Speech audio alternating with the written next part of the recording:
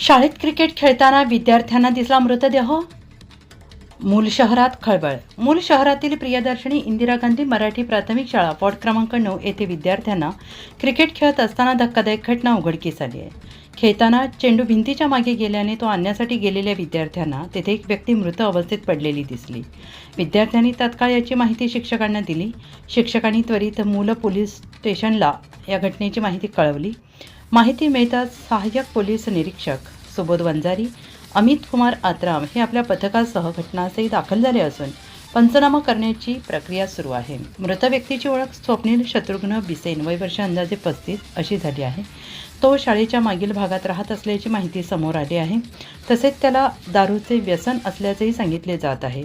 प्राथमिक अंदाजानुसार दुसऱ्या मजल्यावरून उतरताना तो पडला असावा अशी शक्यता व्यक्त करण्यात येत आहे. या घटनेचा पुढील तपास मूल पोलीस स्टेशनचे अधिकारी करत आहेत. रिपब्लिक महाराष्ट्र न्यूजसाठी चंद्रपूर प्रतिनिधी नितीन कोलारकर.